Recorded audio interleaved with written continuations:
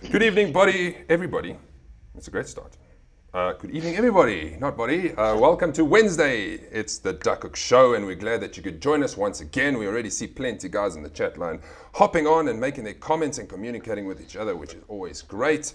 What are we doing tonight? Well, there's a matter of the Challenge 500, which happened last Friday, the 36 holes at Eagle Canyon, which was a great day out and a very, very tight finish. But there is only one winner after all, and it always is. And then on Sunday, we have Centurion as we head into September for Series 1 at Centurion. So before I introduce my panel, let us have a look at the calendar. Well, as I said, the 5th of September is this coming Sunday. Very, very close, so very, very exciting. We had Centurion. Then we move the Durban series, play at Royal Durban on the 12th. And then the 16th, the Thursday League boys are in action at Blue Valley. And then the 19th, we've got the Royal Joburg East. So we've got a host of good, different courses coming up in September. And then the all-important Players' Championship at Serengeti, the third major of the season. Plenty of ranking points up to the grabs and bragging rights. Then we move to October. Look how many yellow squares there are in October. We start off at Ibotsi for Series 1. And then it's the Duckhook Classic that everybody is looking forward to. Wednesday, Thursday, Friday we are playing, and Saturday we are leaving. The 10th, Durban series again, Mount Edgecombe. The 14th is the Thursday series at Eagle Canyon. And then Germiston will wrap up October, and then we go into the final month of Duckhook action. Can you believe how quickly the season has gone? If you count the events, we've gone past the halfway stage. I am not alone as normal. Well, today, Basil is on my left, and we have Richard on my right. Welcome, gentlemen. How are we today? Evening, chaps. Very good. Very good, and you? Evening, everyone. Had Richard, a good day on the golf course. Donnie has taken a bit of a break, but we all know why Richard's on the show, because if you did not know, Richard is the current Challenge 500 champion. Congratulations, Richard, and we'll go through it. That second line of yours did the trick. Absolutely. How are you feeling? Has it sunk in? Yeah, I think I'm still trying to work out how I shot that number. I think it was a bad start to the day, but it ended up being a great day. So, yeah, looking forward to chatting through and talking about what a good day it was. Fantastic. And the guys who played the Challenge 500, before we get to it, drop in your comments and let me know what you thought of the course in general. What did you think of playing the same course twice? And the blue tees, whatever you would like to say. So let me get to some of the guys. The first one that popped up on my chat here is Sepp Robertson. Ahoy! And then Alan Lowe. Hello, gents. How is the Ducks doing? Well, this side, the Ducks are doing great. Kobus Skuman. Hello, boys. Let's do this. We are ready and amped up for today's show. Good evening, Ducks. Leon Oosthuizen, thanks for joining us. Louis never misses a show. Good evening, everyone. Peter Princeton, nice to see you on Aware. And then Mone Kelly, good evening, Ducks. And it keeps going and it keeps going. Hanu Oosthuizen, there's Hanu, evening, Ducks. Sorrel, I see you. Yapi Deploy, I see you, also playing on Sunday. We've got, hello, Amber. She's joined us today to say hello and see what we're talking about. Grant Nell, Graham Peters, Shannon Schaefer, and the list goes on. Billy Hall, welcome to our new sheriff. If you didn't know, Billy Hall, we trust you're going to have a great month of sheriffing. Right, let's get this underway. I'm sure you want to know about the Challenge 500 result. Well, here's the top 10 as always. Richard Stewart, there we go. Number one, as you see, 3 gentlemen tied at -3, so we had to separate them. And we had decided beforehand it would be a stroke 1 count back. So it would be the first round, stroke 1, the second round, stroke 1, and then would go down further. So this is how it all finished. Leon Oosthuizen, also finishing in the tie for first, fell out first on the stroke 1 on the front 9. But then, let me come out of this quickly so I can explain if you weren't at the prize game. This is how it worked, Richard. Stroke 1, Carl van der Meulen made 4 for 3. Good. You made 4 for 3. Great. Second round, Carl came back and made 4 for 3. But then you went and birdied the stroke 1 and made 3 for 4 to take the overall title. Tell us about that birdie quickly. Yeah, nice little 6-iron off the tee because I was a bit close to the water in the first 9 off the white tees. So I decided to tee back a little bit and hit the 6-iron. Hit a 8-iron into the wind. The wind was directly into us, and I was debating whether to hit 8-iron or 9-iron in. So I went with the one extra club, and like I did most of the round on the back nine with the wind pumping, just shortened the swing a little bit, and was pin high but way on the left-hand side of the green, and the pin was on the right-hand side. Clint putted first, kind of just a little bit away from me, and I then proceeded to, I think, sink a 20-foot putt. So when you went to the stroke one, I was quite excited that I might get there on the second round, because it was a good hole to use to win it. It just shows you how often it comes down to the putting. And when I spoke to Carl afterwards, as you'll hear in the interviews that I'm going to play shortly, he said, if there's one or two shots, you go back in the whole round and you say, oh, if I just made this, I could have won. Or if I just didn't do that, I could have won. So it's always very, very close. But what a great result. Let's carry on. Kunra Pretorius having a great day at -2. Jamie Sherry at -1. Peter Prinsloo at even. Donna Perimal tied 7th with Jan Venter at +1. Jason Ivans with the only duck shooting, and I'm probably taking you out of this, Baz. He shot 69, so the only ducks shoot in the 60s. I think it was the back 9, back 18, second 18, if you want to call it. I think he shot 69. Well done, Jason. And Frikkie Barnard tied 10th. Plenty credits that were given out. But let's just talk about quickly. This is amazing that only -3 was the winning score, whereas previous challenges we have had, it was close, -8, -9, -10. I think we even had a -12. So it just showed you that Eagle Canyon had a bit of teeth. Yeah, it was, well, my 36-hole experience, I must admit, I was struggling a bit, given that was off a +6. But I let that handicap get to me, and I put myself under pressure to get around that golf course. May I just add, Rich, I didn't par or birdie the stroke one once. Not. Richard, while I have Dave Milnes on the line, he is the gentleman who sponsored you with a victory prize to stay at Empress Palace at the D'Oreal. When is that happening? Are you excited to go stay at the hotel? Yeah, definitely. I think it's given me another year of golf. So my wife has said I can carry on playing golf now because I carry on winning these prizes. I think last time I won a nice prize of a couple of days away with San Lemire. So we must keep giving the nights away, and I'll keep coming playing. You'll keep well playing. Invested. Well invested. It's great incentive. So thank you very much, Dave. Okay, let's have a listen to what the guys had to say after the round.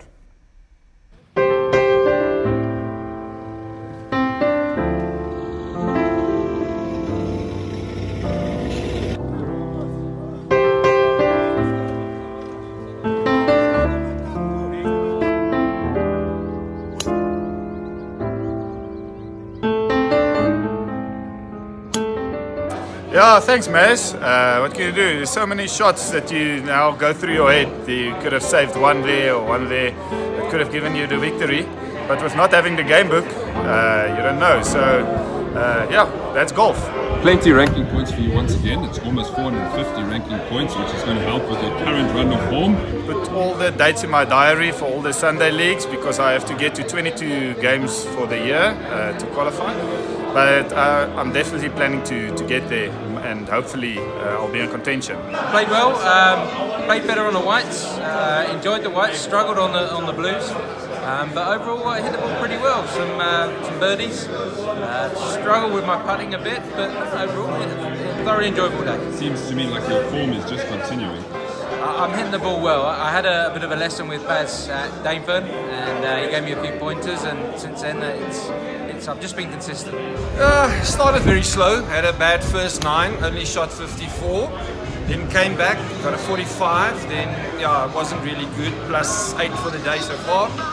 And then shot an 89 on the second 18, so then I got -2, which gave me a +6 for the day, 66 points. So yeah, I started slow and it ended up better. Of course. The greens are beautiful. Look, it's slick.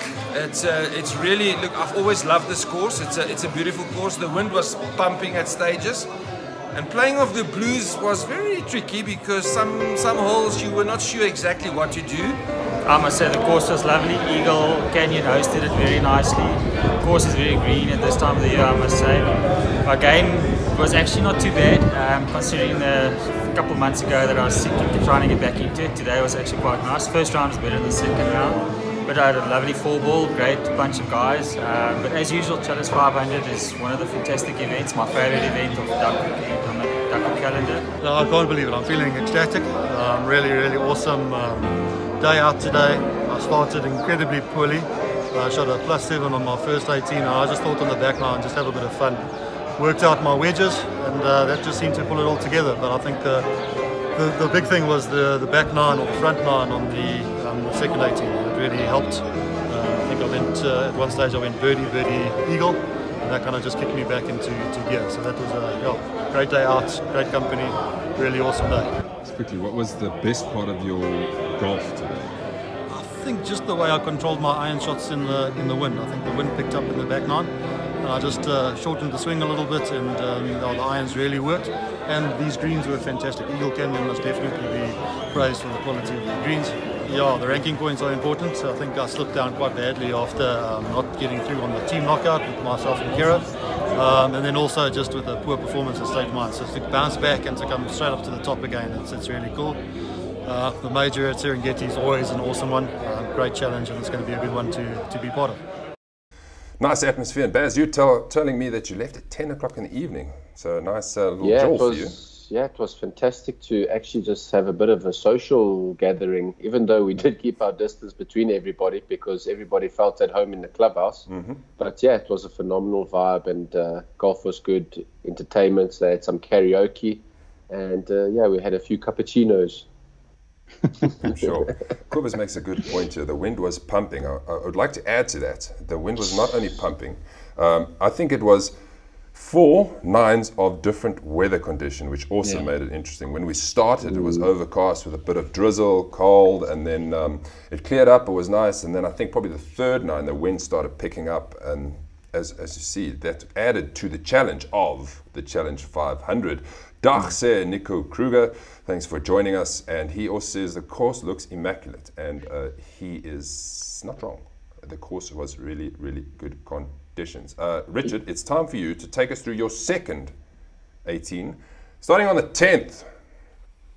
Yeah, I still look at that scorecard and think it's Basil's or Ryan's or Donnie's scorecard. So I'm still trying to process the fact Richard, that was my round. Please just stop right there, bud. Take all credit, bro. Please, you shot that. It's your score. Can we just move on? Honor you, please.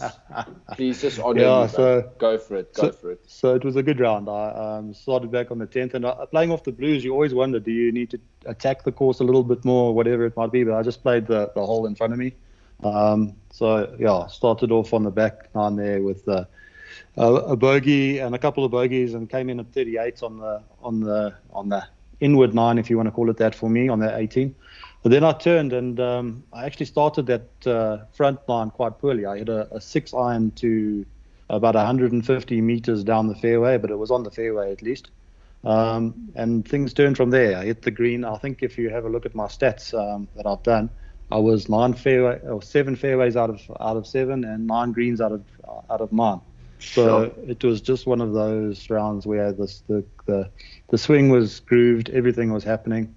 Like I explained earlier on that stroke one, sunk about a 20-footer for birdie, and that was cool. But it was great. The guys I was playing with were really encouraging.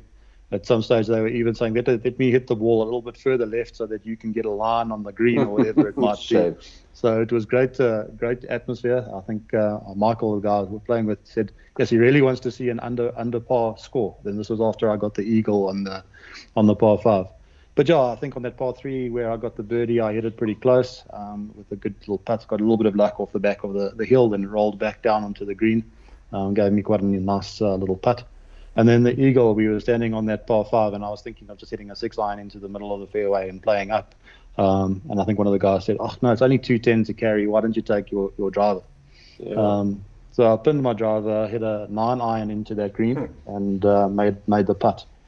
And then the rest of the way, it was just solid pars. I think fairway green, 2 putts on the par 4s, and like I said earlier, I look at that scorecard and I'm very chuffed that I was able to do that. My lowest by 5, so really, it breaks my personal best by 5 I have a question shots. for you on that. It's from Donnie.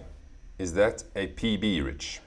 Yep. Oh, so definitely beautiful. a personal best by 5. So the lowest I've ever been is 75, and that was at Copper Leaf, probably 7-8 years ago. Sure. So yeah, no. Like I said, probably having played the course once, and this is maybe the difference between this Challenge 500 and the other ones, is that you played the course twice, so you kind of got to know the greens and understand the pin positions, and you could work out the reads of the green a little bit quicker than you would have if you were playing a different course. So a different version of a Challenge 500 in comparison to what we've played before. I think we've played two 18s at Eye of Africa with the teams. Challenge, shootout. The shootout, yeah. And so I've also found that when I play the second round, the singles rounds are always a little bit better than the first round because, like I say, you've worked out the greens, you've worked out yardages, you've worked out a little bit more. So, yeah, a great day. Can I just add to that, Richard? Guys tend to forget you're so bothered about the wind and the clouds and the possible rain. But playing 36 holes is very hard. The greens are wet in the morning. The ball doesn't fly that far. Your chipping action is different. Your club selections are different. So in order to come out under par in 36 holes is a huge achievement. If I may just add, it's fitness, it's mental, Correct. it You puts get you to a tired when you're point. swinging. Yeah. Eventually, you just It puts you in a tournament mode, and you actually get a full experience of what it takes to win. You know. Right. Yeah, the other element of it was that there was no live scoring, and I think Carl also mentioned that in his interviews, that you couldn't quite know where you were, you didn't quite understand if you had to go for shots, so you kind of just had to play the game and see what happened afterwards. Yeah. Beautiful, beautiful. To wrap that up, Peter Zach says also, well done, Rich. Awesome round. So nice to see. Let's have a look at what the pin winners were on the day. Basil, take us through this, seeing that you won the first one. So, yeah, it's the par 5 sixth where Richie made eagle there. Phenomenal shot there. I got nearest in 2. And then Ambrose Bates, par 3 fourth. And then we got Earvolt, which was an incredible shot. I had the privilege of seeing that shot there, and well done to you guys on winning. And then for the second round, Rich, you played with Clint Burders. How was the shot on the 8th? Yeah, we were standing on the tee and we didn't know whether it was a 7-iron or 8-iron because we were hitting irons exactly the same the whole day. But he decided to hit an 8 and it pitched very close to the hole. I won't mention anything about the putt, but he hit it pretty close. He putted it close as well. And then Glenn Williams on the par 4 16th. I think I'm not too sure if he drove it over and putted it up there, or if it was an approach shot from the other side of the It was close, so I'm also wondering what happened. Yeah, and then Fricky Barnard, always in the prizes in these days, so it's good to see Fricky there. So another edition of the Challenge 500 done. Richard Stewart's name's on the honours board. And now we wait until next year, another whole year to wait until the next Challenge 500. How will it go? We will see once we get there. There's plenty of golf to come.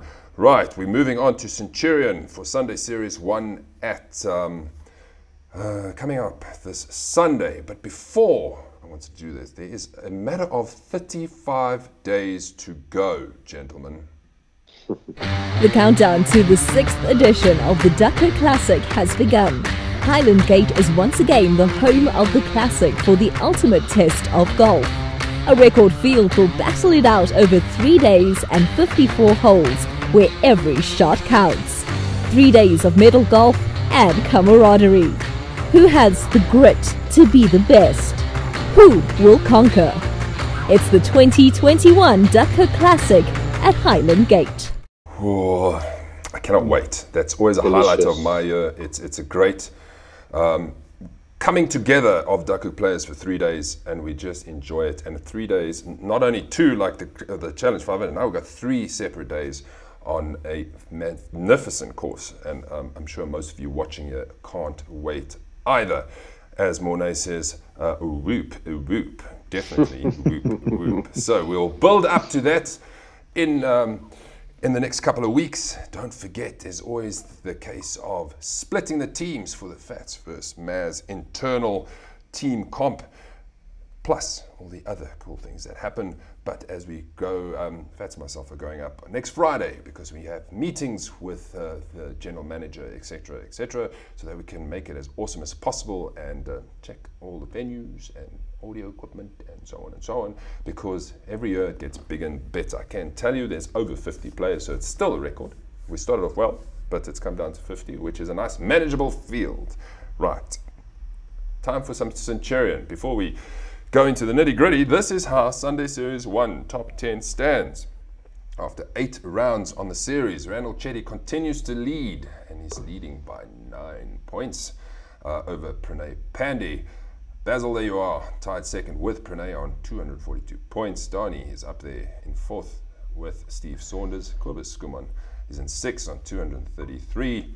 Graham de Villiers dropped a bit after his McCofley round, not the best. Barry had a good round at McCofley, finishing in the top 5, so that's pushed him up to tied 7th, and then Jaco Jacobs and Hanu Oosthuizen round off the top 10 on 230 points. I can tell you one thing, gentlemen, is that we are not doing a top 12 this Sunday because most guys are playing either in the team game or singles game, so it's not really worth going all the way to 20th if it's not necessary. So, Basil, you have visited Centurion quite often, and you had mentioned earlier that there is a Sunshine Tour event there coming soon after us. So you've played, so I want you to tell the boys, and boys, if you have questions, please let us know. How are we going to conquer this golf course? So, yeah, I played there last week in a Big Easy event, a development tour. And guys, we actually played in a bit of, they've been going through a bit of maintenance. They virtually drained the greens, but it should be pretty good for us on Sunday. Yeah, guys, this golf course I found very tough at the time. I'm sure it's going to be a little bit more difficult as they're trying to grow a bit of the rough for the guys. The greens are going to be very receptive but very firm. So I would opt for you guys to, improve your irons, your ball striking, and your putting stats. From hole 1 to 5 is the amen corner for me. I feel like that start of that golf course is quite tough. There are 1 or 2 makeable 3-pointers coming in 7, 8, and 9. Guys, try to keep your ball dry on 9. I would opt for you guys to go up the left of that fairway, and the back 9 is relatively. Well, it's difficult. The 11th is a bit of a tough one. I don't think they'll make that hole too long for you guys.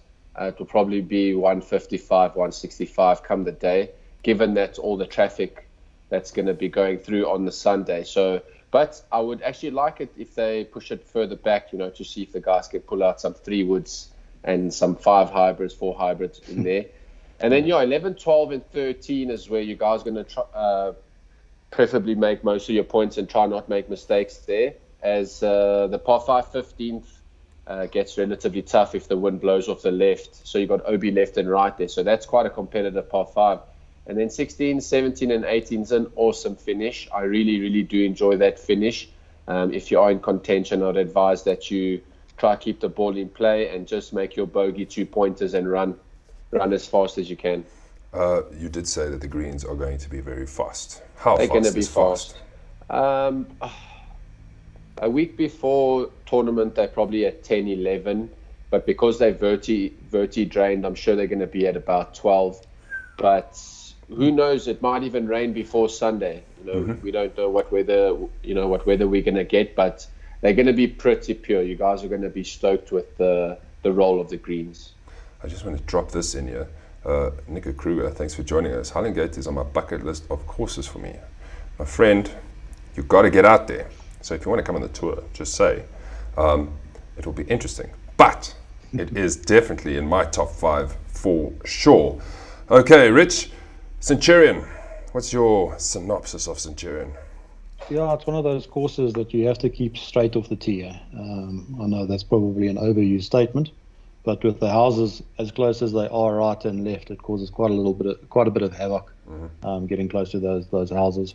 And yeah, there's some perils in that course that grip you. You've got to play it bit safe on some of the par 5s. You can't really take the big driver and whack it down. You've got to play into certain areas. Yeah, it's a nice course, but it's always a challenge. couple of little tight holes with out of bounds left and right, and so you've got to keep it straight. Can I just add to and send a shout out to Trevor Miller? Yep. So the last round at the tournament I had the week ago, I only managed to make 2 birdies that last round. The pin placements were the same for the afternoon field, and Trevor and Ronnie went out, and Trevor made 4 birdies. Well done, Trevor. Can I just send him a shout out and possibly Sheriff give him a credit fine for that, because those pin placements were lethal. And you got it. How was the putting? Drain big putts or hit it close? I'm not sure. Oh, you didn't Trevor play with or him, myself? sorry. Okay. No. Trevor played after. I doubt Trevor is watching. What did I say? Scores. What do you think the scores are going to be, gentlemen? I'm hoping for a -3, but lately there's always one guy who shoots absolute personal bests, as it's been happening over the couple of months, weeks now. I think scoring-wise, the guys who don't particularly hit driver and find fairways will probably be around +1, -1. The guys that are willing to take risks and hit drive off the tees and get away with it, maybe on the day, maybe 4 under, but I don't see anything over 2 under par overall. I hope you're right, and I hope it's not the case of a famous last words, but yeah, this is true. Like we've seen, there's been a lot of personal bests. I reckon 5 under, says Sepp, and Donnie also reckons 5 under. So we're on the 41-point mark already. Boys, you've got to go lower. Who else? Paul Ricketts, yes. That's better, Paul. -2. That's much better. Much better. Let's have a look at the field. We've got 79. There was, 80. Somebody just messaged me, Grant, and said he wants that last spot, which there now is. Let's have a look at the first tee. 11:22, we are off. And Donnie, Alan Lowe, Quibus Skuman, and Kunopeters take it off on the first tee. As you can see, in green are the the single match play game. So Jaco Jacob play Brian Owen. Peter Zak plays Jason Ivans. I think that's going to be an interesting matchup. Jason playing for 1. So plenty strokes for you there, Peter. Carl van der Meulen and Frikkie Barnard's also going to be a massive, massive game. I see Carl van der Meulen's Duckhook handicap is 2 year, which I doubt. It's probably a 12, so we'll just correct that. Otherwise, he's going to have a bit of a heart attack. Got to play off 2, yeah. Have to play off 2, bud. Frikkie Barnard is snap on his DH and Saga on 9. So yeah, those are those. There's 2 team games. Basil, you're up with Ruben Swart, your partner. You're taking on Gideon Richter and Tim Garner. Are you ready for that game? Yeah, it's going to be an interesting matchup. It's the quarterfinals, is it? Around a 16. 16s, yeah. And there's a bit of form coming from Ruben, and he's going to carry me a little bit as my putting is slightly off at the moment. And I hope to keep things going and keep the momentum going in our match play. And yeah, good luck to our competitors. I know they will bring a sturdy match. Very solid. And if you look at the handicaps, Tim is off a 3, Gideon's off a 6, Saga. So there's not many shots to go around. Let's have a look at the 10th tee. There's only 1 team game. Billy Hall, Nicky Vellengoed taking on Dewald van Rensburg and Leon van Aarde. Best of luck to you guys. Also starting 11:22, obviously. And if we look at Rich, you've got your game against Ronnie Volhert. That could be interesting. And your Duckhook handicap's gone down to 6, by the way. And your Saga's 8. Yeah, I was wanting to see what I'd have to play Ronnie off. I think Ronnie's off at 10 or something around there, so I think it's going to be a good game. Ronnie is deadly. I played with him at State Mines, and he hit some intense shots. I was highly impressed with Ronnie. Yeah, it's going to be a good game, but we'll see if I can carry a bit of form from Eagle Canyon into there and make it a worthwhile 18 holes. There we go. We've got some guys egging each other on. Quibus, must just win my singles knockout and the rest will sort itself out, which is 100%, because if you smash your partner, you're going to be right up there. Peter Zak going to need all the shots against Jason Ivans, but you can do it. Just forget about the State Mines round and you're back in action. Yes, Peter. Go Frikkie Barnard, says Paul Ricketts. Go Frikkie Barnard. Luki Janssen, big game this Sunday. Lots of match plays to watch. I'm also looking forward to it. Your biggest supporter, Basil, is saying, Basil and Ruben, my money's on you. Don't let them down. Okay, Uncle Louis. Yeah, and so. Right, let's have a look at the other cool things we have. We've got the pins coming up at Centurion. The Island Green is the par 3 8th. That's all. You cannot not have a closest pin on that green, so we have it there. Par 4 14th, if you know Centurion. It's after it's a par 5, then it's the par 4 going up the hill. Then it's the short, drivable par 4 14th before the next par 5. So I'm pretty sure some guys can get close to hitting the green. A little bit of an island green. It's a raised green with green around it. Yes. It's interesting little green that. If I can just jump in with a bit of advice with hole number 8, guys, it's honestly not that hard a hole. The biggest thing you guys can do, there's not force hit your shot, just swing it smooth. Try just get your accuracy on. It's a big target. It's really a big target. Obviously, the wind blowing or a bit of water noise will intimidate. But just swing smooth there, get it onto that green, take your 2-putt and go. It's honestly not a big deal, fellas. Par 3 17th is the final one. I just want to point out a comment here from Paul Ricketts. Last off again. One day my time slot will stay, but the problem is if you don't book in time, then only the last tee of times are available. So sorry, Paulie. Nico is talking like he's playing on Sunday. Hopefully the weather plays along, but I don't know if you're in the field, Nico. So if I have missed you, you need to let me know. Please, we don't want to miss you. Sep, biggest thing is wind here. Hopefully the August winds have passed. Okay. The groups, Baz, here's the 3 groups for the day. Yeah, so we got Group A with our match play, Ruben, myself, Gideon and Tim. That's going to be a tight one to come by, so best of luck to the Group A. Group B, we got Frikkie Barnard, Barry Fentelou, Gerwin, Graham de Villiers. Come on, Graham. And then we got Group C, which unfortunately can't see. I apologize. Sep Robertson, Jessica Myers, Paul Ricketts, and Louis Jensen. Come on, Louis Jensen, take the Welshman out. Okay, then we got the teams. We're back into the teams. 9.5 to 12.5. The red team have to pull up their socks after the absolute hammering. Rich, you are the captain of the red team because you are going to lead them to a victory. Yeah, so I see it, the match play game there as the 2 captains. Yep. So whoever wins that, I'm going to back that team. Come on, the red team. And then you'll see there's more match play games here. Kobus taking on Kunrad Yaku against Brian Owen. Peter Zach against Jason Ivans. Carl van Uelen, Frick Steen. And then I thought put some friends together. Cornel Erasmus against Oral Steen. Myself is taking on Gerard Sneeman. Leon Oosthuizen taking on Jaco Duckhook. Aaron Portuguese taking on Wayne. And then Hansi taking on Jan Venter. That's going to be a very interesting game. That's that game between Leon and Jaco. They're both in some serious form. They're putting a lot of effort into their games, so that's going to be a close one.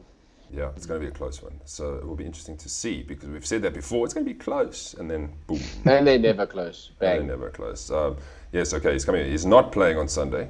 Joining the group soon. Getting up to form. I'm 85% there. How much form do you need? Sure.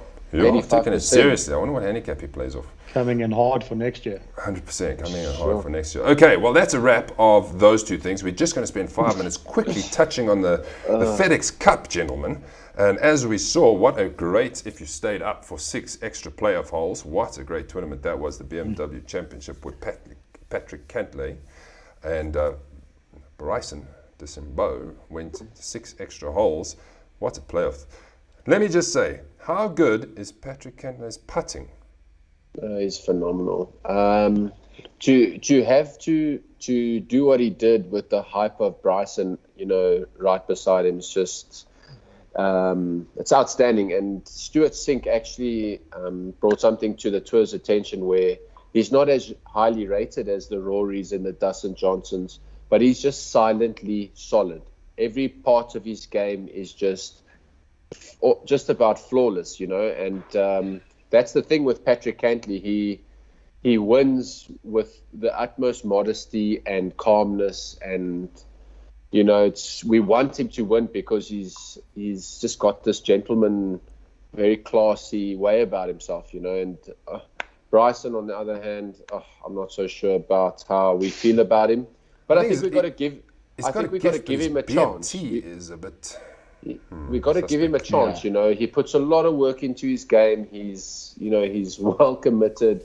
Unfortunately, he says what he wants to, and people take it up the wrong way. But he is who he is. You know. So let's go into this weekend's final. The top 30 are playing, and Patrick Clantley starts on -10, 2 shots ahead of the next guy. So that should be interesting. 4 days of 30 players only. Beautiful. 2 South Africans. 2 South Africans, yeah. It's Eric van Rooyen has had a season of his life on the PGA Tour. He's making some cash. Yeah, no, it's outstanding what he has done. It's just also it's very motivating, you know, playing next to this guy, and all of a sudden he's in America in a space of 2 years. You know, your career can change overnight. So big up to him, and best of luck to our South African boys. So who's going to win? Is -10 enough? Do you think the form will continue? Do you think Rory hit a bit of form at the end of the BMW? Do you think he could be in contention? Only if he's using a blade putter. Here we go again. I promise you guys, Richie, if he's got a blade putter, he'll win. And that would not be his. That would be. He's won already, so he knows how to win this. Yeah, he knows how to Cup. get around there. Just hole outs for eagle on 16. Rory just needs to do his game, bring the blade putter, and he's walking away with 10 more. That's just as simple. Let's quickly talk about John Rahm. When he goes low, he goes low. A little bit of redemption, I think, for the 2 COVID cases. He's lost quite a lot of money with regard to that, and representing Spain at the Olympics. So he's got some things to prove. You know, he's well in his way in terms of BMT, and he's the clutch putt. You know, he's got it all. He's got it all. Well, it will. Yeah, he's got the BMT that Bryson doesn't have. Yeah, it's definitely a different breed, I think. Paul says Rory for the win. Grant Nell says I vote Louis for second again. Well, Louis is going to have an outstanding round to finish second in the order of merit at the end. And then Leon says Rory is the dark horse. I think I'm going to agree with you there. That's it, everybody.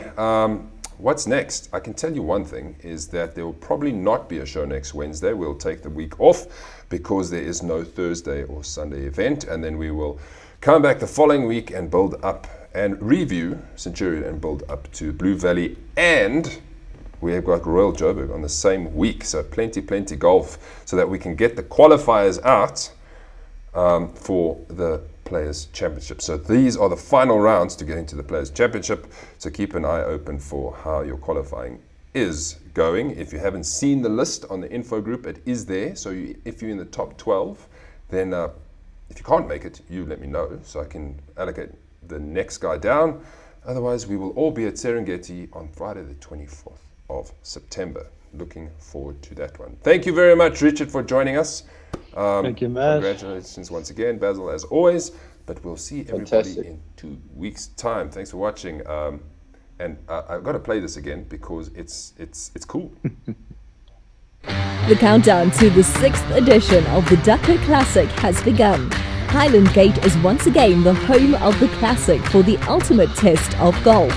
A record field will battle it out over 3 days and 54 holes, where every shot counts. 3 days of medal golf and camaraderie. Who has the grit to be the best? Who will conquer? It's the 2021 Duckhook Classic at Highland Gate.